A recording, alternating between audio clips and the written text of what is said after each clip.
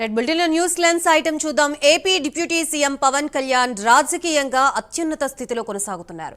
2024 ఎన్నికలకు ముందు తర్వాత ప్రతి విషయంలోనూ స్పష్టత చూపిస్తున్నారు. పవన్ కళ్యాణ్ పాలిటిక్స్ లో పడి లేచిన కెరటం. పవన్ది 15 ఏళ్ల రాజకీయ జీవితం. తొలుత యువరాజ్యం నేతగా పవన్ రాజకీయాలు మొదలుపెట్టారు. ఎన్నో ఎదురు దెబ్బలు తిన్నారు. క్షమేణా రాజకీయాల్ని ఆకళింపు చేసుకున్నారు. రాజకీయ వ్యూహాల అమలులో డిప్యూటీ సీఎం చొరవ చూపిస్తున్నారు. గత ప్రభుత్వ హయాంలో అధికార పక్షంతో ఢీకొట్టి నిలిచిన నేతగా గుర్తింపు పొందారు. ఏపీ నుంచి సనాతనవాదాన్ని తెరపైకి తెచ్చిన ఏకైక నేత పవన్ కళ్యాణ్ గా నిలిచారు. హిందూ ధర్మం రూపంలో పవన్ మాన్య దేశవ్యాప్తమైంది. ప్రస్తుతం ఇదే అంశానికి సంబంధించి మా ఏపీ ఇన్పుట్ ఎడిటర్ టీవీ రావు సిద్ధంగా ఉన్నారు. మనకి మరింత సమాచారం అందించడానికి టీవీ రావు చెప్పండి. గాయత్రి, పవన్ కళ్యాణ్ రాజకీయ జీవితంలో ప్రస్తుత స్థితి చాలా ఉన్నతంగా కొనసాగుతుందని ప్రస్తుతం ఇక్కడ మనం చెప్పుకోవాలి. ప్రధానంగా ఆయన రాజకీయాలు మొదలుపెట్టి 15 ఏళ్ళు అయింది.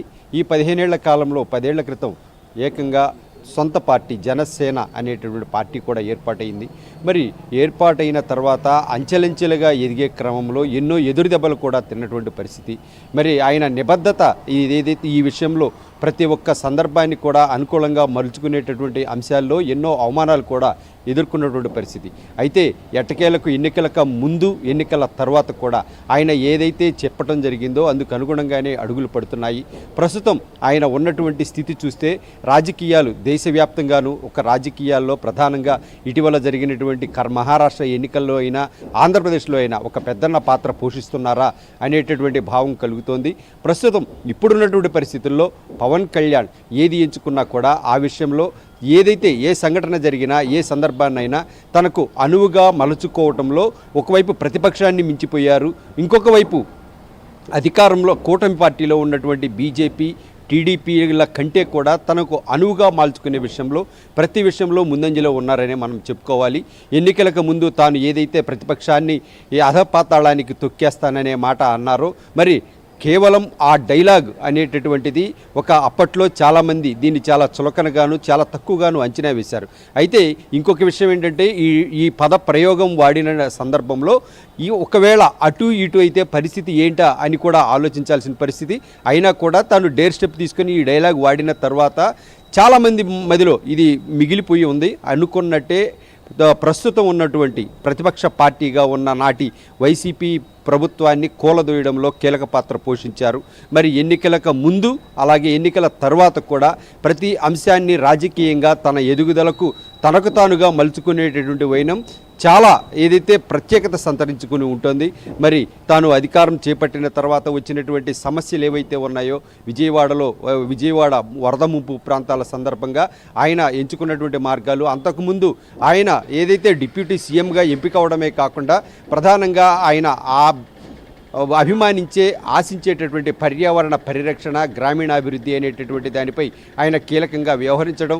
మరి ఇందులో భాగంగానే ఆయన వరద సమయంలో ఆయా ప్రాంతాల్లో సందర్శించలేదనే విమర్శలకు సరైన సమాధానం చెప్తూ ఏకంగా 6 కోట్ల రూపాయలు సొంత నిధులను వెచ్చించి ప్రతి పంచాయతీలో 400 పంచాయతీలకు ఒక్కొక్క పంచాయతీకి దెబ్బతిన్న పంచాయతీకి ₹1,00,000 కేటాయించడం, ఇటువంటివన్నీ కూడా తనకు తానుగా అది ఒక అద్భుతమనే మనం చెప్పుకోవాలి.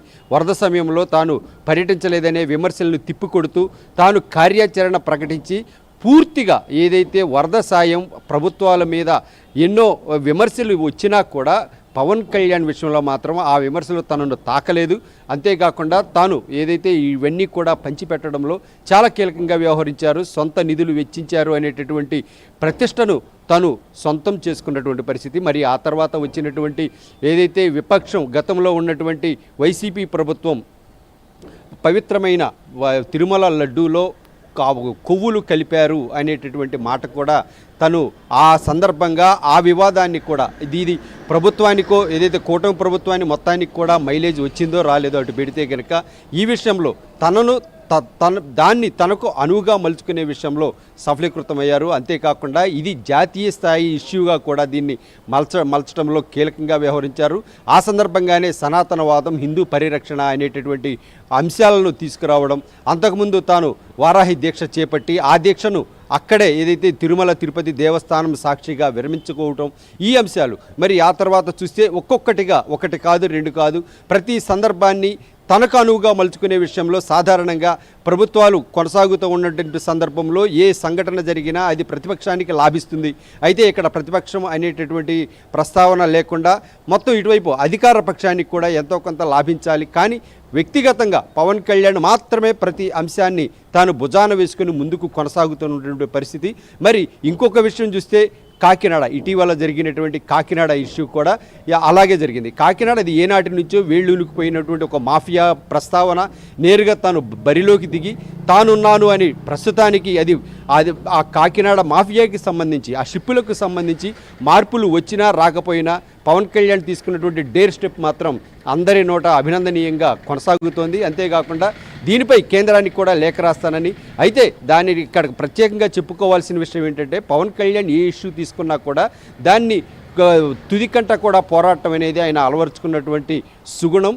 మరి దీనికి సంబంధించి ఇప్పటికే సనాతన ధర్మాన్ని గురించి కూడా 2 నెలల క్రితం ఆయన తిరుపతిలో మాట్లాడిన తర్వాత దాన్ని అంతటితో వదిలేశారనుకున్నారంతా. కానీ దాన్ని నేరుగా పవన్ కళ్యాణ్ ఇటీవల అమిత్ షాను అలాగే నరేంద్ర మోదీని కలిసిన సందర్భంలో కూడా దీనిపై ఏకంగా వారాహి డిక్లరేషన్, సనాతన పరిరక్షణ బోర్డు అనేటటువంటి ఏర్పాటు అంశాలపై ఏదైతే ప్రధాని నరేంద్ర మోదీతో ప్రస్తావించారు.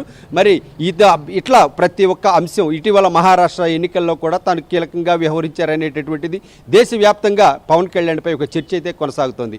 మొత్తం మీద ఏది చూసుకున్నా కూడా తన రాజకీయ జీవితంలో ప్రస్తుతం ఉన్నటువంటి ఉచ్ఛస్థితి అంటే చాలా కీలకమైనటువంటి స్థానంలో ఉన్నారు. మరి భవిష్యత్తు కూడా మనం ఆలోచిస్తే ఇప్పుడున్న పరిస్థితుల్లో భవిష్యత్తులో ఎంతకు మించి వెళ్ళకపోయినా కూడా ఇప్పుడున్నటువంటి స్థితికైతే తగ్గేటటువంటి అవకాశాలు లేవు. ఒకవేళ వెళ్తే ఇంకా ఎదిగేటటువంటి అవకాశాలు పుష్కలంగా ఉన్నాయి. కానీ ప్రతి అంశాన్ని ఇదే విధంగా తాను ముందుకు తీసుకెళ్లగలిగితే పవన్ కళ్యాణ్ భవిష్యత్తులో తప్పకుండా సక్సెస్ అవుతారనేటటువంటిది ఇక్కడ నిర్వివాదాంశం. మరి అంతేకాకుండా ఇప్పుడున్నటువంటి పరిస్థితుల్లో ఏకంగా జనసేన పార్టీలోకి రావడానికి చాలామంది ఏదైతే గతంలో అధికారంలో ఉన్నటువంటి నేతలు చాలామంది కూడా క్యూ కడుతున్నారు.